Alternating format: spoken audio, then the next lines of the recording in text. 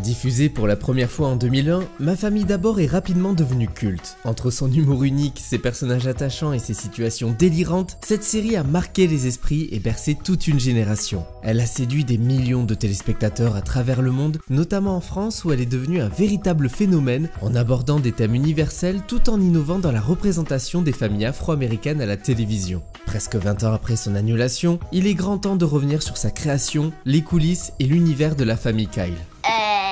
Non.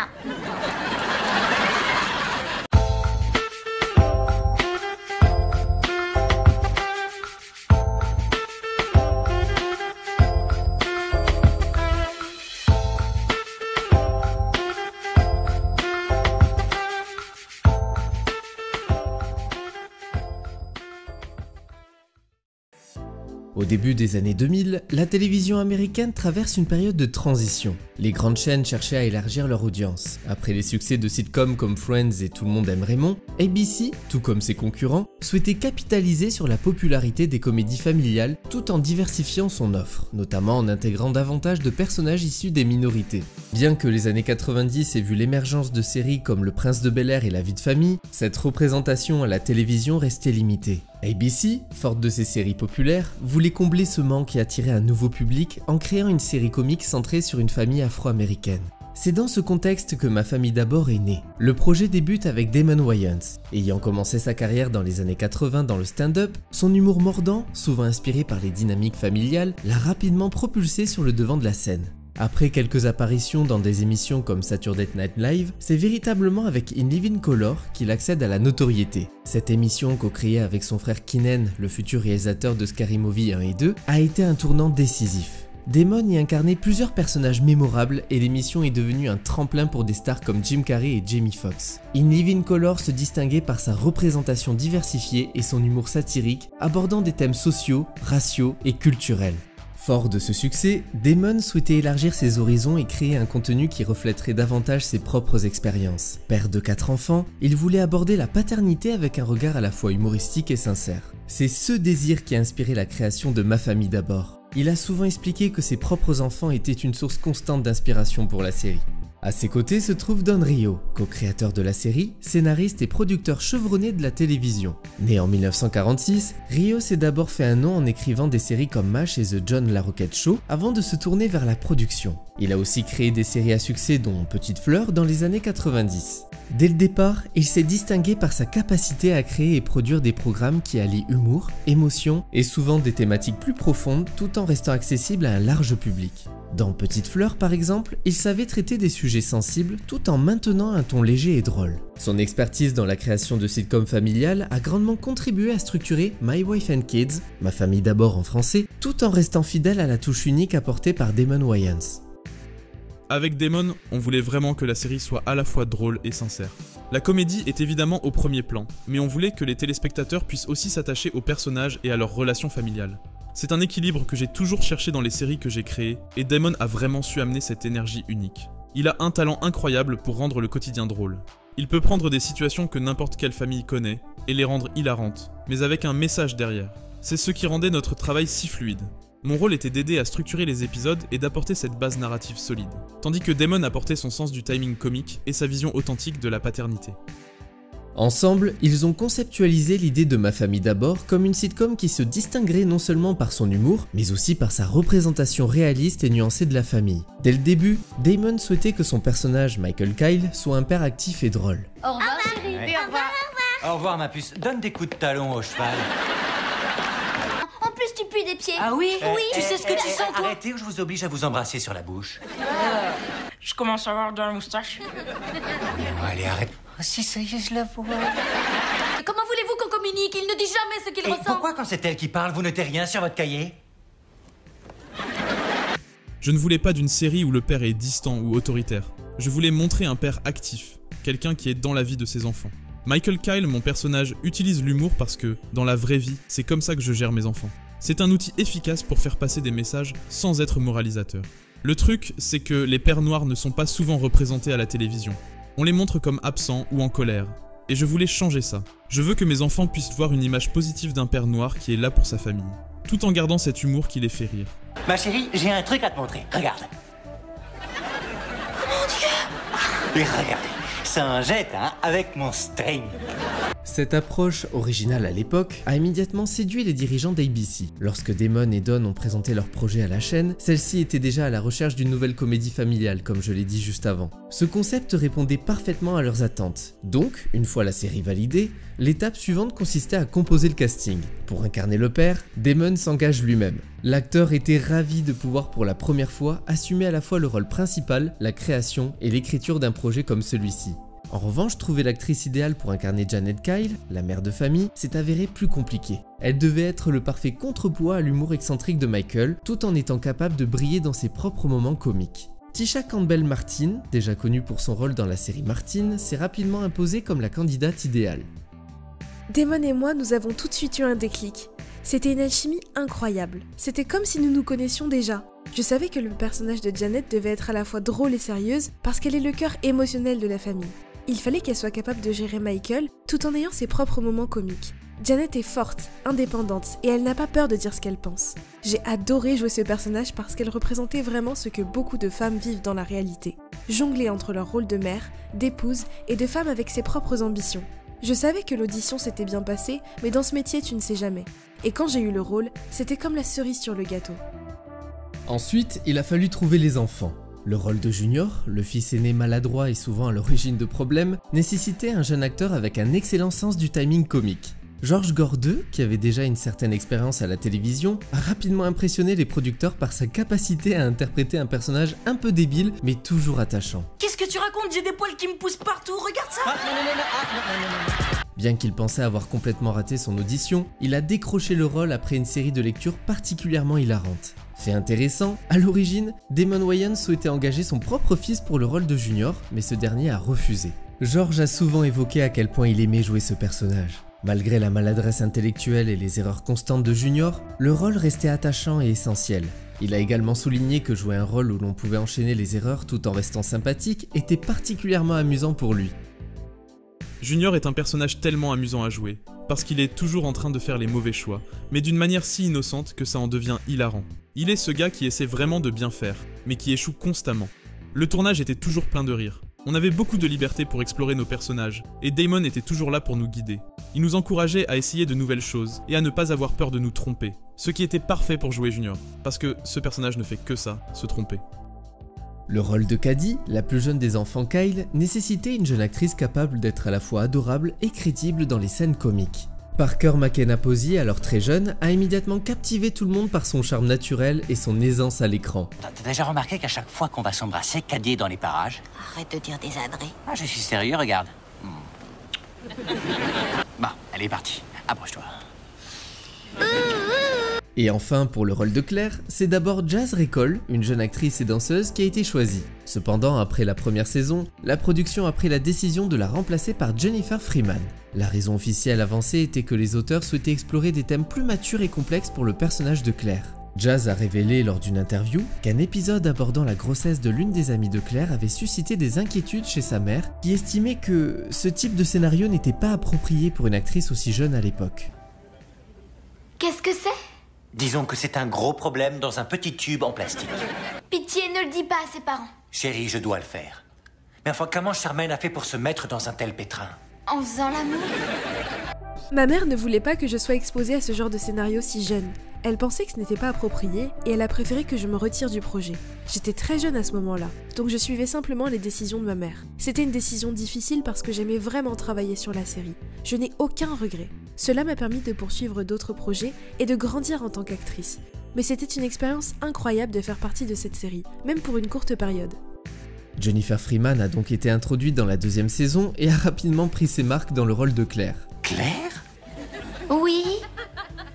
T'as quelque chose de changé? J'ai tiré mes cheveux en arrière, tu parles d'une révolution. Écoute, je ne saurais pas dire pourquoi, mais on dirait une autre personne. La comédienne a apporté un style légèrement différent au personnage, avec une approche plus typique de l'adolescente rebelle. Et contre toute attente, elle a très vite été acceptée par le public. C'est à partir de ce moment-là que Claire est devenue un personnage plus central dans certaines intrigues. C'était un défi de reprendre un rôle déjà établi, surtout quand une autre actrice a déjà donné vie au personnage. Je voulais vraiment honorer le travail de Jazz tout en apportant ma propre énergie à Claire. Je suis reconnaissante d'avoir eu cette opportunité et d'avoir été accueillie avec tant de soutien. La comédienne a souvent parlé de son expérience de tournage, notamment de sa collaboration avec Damon. Elle a décrit l'ambiance sur le plateau comme très familiale et amusante, ce qui reflétait parfaitement l'esprit de la série. Dans plusieurs interviews, elle a souligné à quel point travailler avec Damon était une véritable expérience d'apprentissage. Elle a évoqué son rôle de mentor auprès d'elle et des autres jeunes acteurs du casting, les aidant non seulement à perfectionner leur jeu comique, mais aussi à comprendre les aspects techniques de la production télévisuelle. Damon Wayans est un génie de la comédie. Travailler avec lui était à la fois amusant et instructif. Il nous a appris comment livrer des punchlines, mais aussi comment jouer avec le timing et l'improvisation. Le plateau de tournage était comme une école pour nous et je suis tellement reconnaissante d'avoir eu cette expérience à un si jeune âge. Elle a également évoqué que le tournage était rempli de moments de rire, car de nombreuses scènes incluaient un certain degré d'improvisation. Cela rendait parfois les prises difficiles, car le casting éclatait souvent de rire entre les séquences. Ça, c'était avant que t'enlèves mon poster de D'Angelo. Savoir ce qu'il faut que je... Oh, c'est quoi mon texte? Je veux savoir ce qu'il faut que tu fasses pour que tu prennes mon boulot, sérieux? Ouais.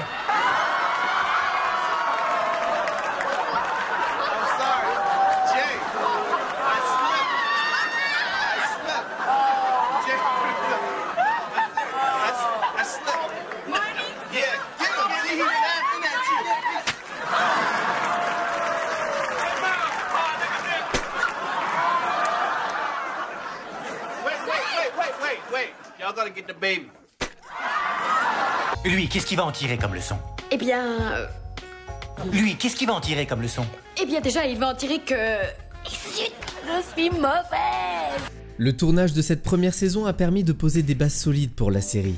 Chaque acteur a apporté une énergie unique à son personnage, et cette aisance entre eux se reflétait dans leur performance à l'écran. D'ailleurs, Tisha a souvent parlé du soutien mutuel qui existait au sein du casting, tandis que George a souligné l'encouragement constant de Damon pour approfondir leur personnage. Fait amusant, contrairement à certaines sitcoms des années 90 et 2000 qui étaient tournées devant un public en direct, Ma famille d'abord n'était pas filmée en présence d'un public. Pourtant, on entend bien des rires. En fait, la série était tournée sur un plateau sans public et les rires que l'on entend dans les épisodes étaient ajoutés en post-production, tout simplement. Cette méthode, courante dans les sitcoms où les effets visuels ou le timing comique doivent être parfaitement maîtrisés, permettait à l'équipe de production d'avoir un contrôle total sur les prises et de retravailler certaines scènes pour obtenir l'effet comique souhaité.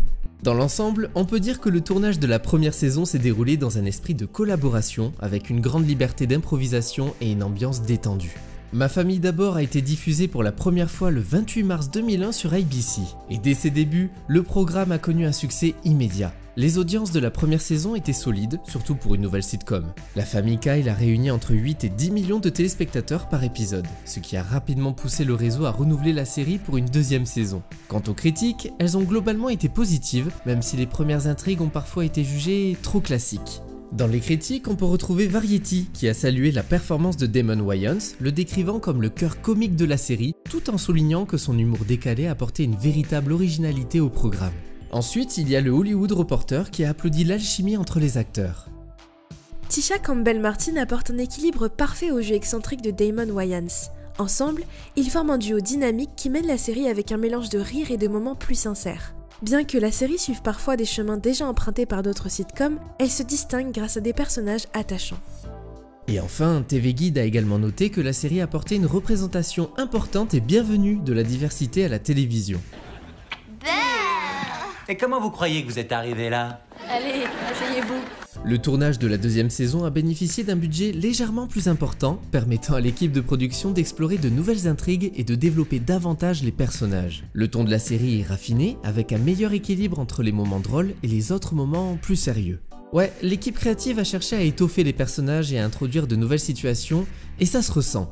Junior est encore plus débile, donc plus drôle, et on fait la connaissance de Tony, joué par Andrew McFarlane, en tant que petit ami de Claire, un garçon très religieux. Ce soir, j'ai ma réunion de prière. Oui, et n'oubliez pas ce que la Bible a dit à propos de la fornication. Non, il a raison, c'est mal. Fait très amusant, l'acteur avait déjà joué un autre personnage dans la première saison, qui était également le petit ami de Claire. Enfin, bref. Les changements et les nouveautés ont été très bien reçus par le public. Les audiences sont restées très fortes, avec plus de 11 millions de téléspectateurs fidèles. Le show a non seulement maintenu son succès initial, mais a également commencé à s'imposer comme l'une des comédies familiales les plus populaires de son époque. La troisième saison, quant à elle, a été marquée par l'arrivée d'un nouveau personnage qui est rapidement devenu le chouchou des fans. Je suis ravi d'avoir fait ta connaissance, Frankie. Non, Franklin. Oh, excuse-moi, Frank, fort. Franklin est un enfant prodige, incroyablement intelligent pour son âge. C'est un virtuose du piano et il possède un vocabulaire très sophistiqué, souvent déconcertant pour les autres enfants et même pour les adultes. Tu n'arriveras pas à faire aussi bien, bien entendu, mais... Eh ben, c'est pas mal, c'est bien. Malgré son jeune âge, il se montre parfois plus mature que les adultes autour de lui. Et parfois, pas du tout. Peut-être qu'on devrait aller régler ça dehors. En effet. Allons-y. Mon organe du péché. Il est également très amoureux de Caddy. Alors tu aimes ma fille? J'irai jusqu'en enfer pour cette fille-là. Franklin est joué par Noah Gray Kebby, qui a commencé très jeune dans le monde du spectacle, mais pas en tant qu'acteur. Il est en réalité un vrai pianiste prodige, ayant commencé à jouer à l'âge de 4 ans. Il a même effectué des tournées à travers le monde en tant que musicien, avant même de faire ses débuts à la télévision. Les audiences sont restées stables pour la 3e et 4e saison où les personnages ont connu de belles évolutions. Par exemple, bien qu'il soit présenté comme le personnage le plus bête de la famille, Junior commence à évoluer avec l'introduction de Vanessa Scott, sa petite amie. Attends. Oh. Papa, maman, c'est pas ce que vous croyez. Leur relation devient un élément important de la trame narrative et Junior est confronté à de nouvelles responsabilités. Écoutez, on a passé des heures ici à peser le pour et le contre et je crois que je vais pas aller au Japon. Est-ce que tu pourrais au moins nous donner une explication, s'il te plaît? Vanessa est enceinte.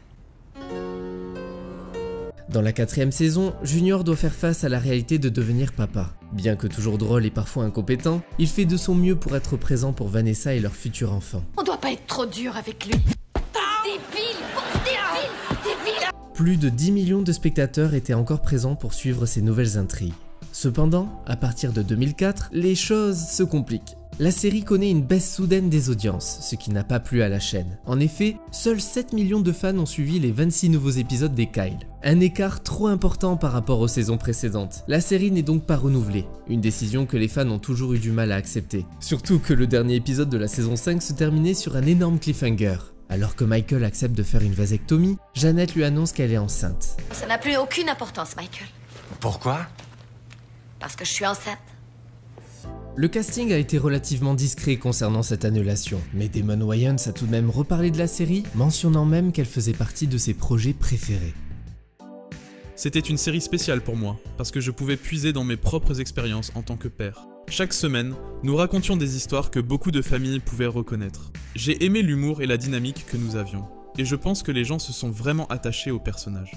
Ma famille d'abord fait donc partie de ces séries qui n'ont jamais connu de véritable fin. Malgré cela, elle a continué à bénéficier d'une immense popularité, notamment en France, grâce aux nombreuses rediffusions sur M6, puis plus tard sur W9. Ces chaînes ont permis à plusieurs générations de découvrir ou redécouvrir les aventures de la famille Kyle, consolidant ainsi la place de la série parmi les programmes cultes des années 2000. Ce succès en France a été tel que la série a été diffusée de manière continue pendant de nombreuses années. Je veux simplement marquer une fois cette année. Moi, c'est avec les filles. Michael, j'ai pas trop l'esprit de compétition, j'espère. Toi? Oui. Non. Ah.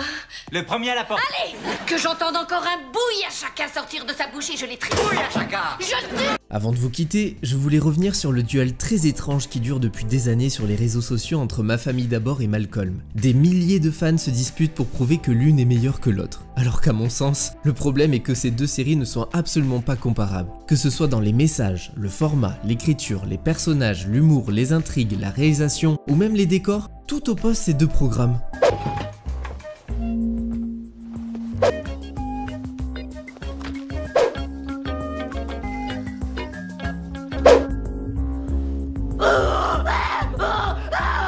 Dans les différences majeures, on peut aussi dire que Ma famille d'abord met en scène une famille afro-américaine aisée, tandis que Malcolm illustre la pauvreté des personnages, une réalité centrale dans les intrigues de la série. Allez, s'il te plaît, tu possèdes une compagnie de transport routier, on a de l'argent. J'ai de l'argent. Toi, t'as pas?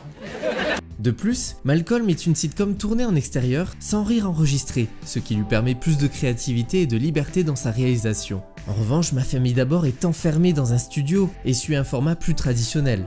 Malcolm est clairement une série plus sophistiquée et inventive, jouant dans une catégorie à part. Mais bien entendu, cela ne diminue en rien Ma famille d'abord et ses nombreuses qualités, hein. Cette série est culte et a bercé l'enfance de nombreux fans, y compris la mienne. Mais bon, faut arrêter de les comparer. Alors ok, elles ont toutes les deux été diffusées sur les mêmes chaînes et à des horaires similaires. Mais il n'est pas nécessaire de les comparer pour autant. Encore une fois, elles appartiennent à des catégories totalement différentes. D'ailleurs, je vous invite à lire l'article de Malcolm France qui explore ce sujet plus en détail. C'est très intéressant et je vous mets ça en description. Et sinon, merci d'avoir regardé cette vidéo, j'espère que vous avez passé un bon moment et on se retrouve très vite pour de nouvelles rétrospectives. En attendant, n'oubliez pas de commenter, liker et à vous abonner.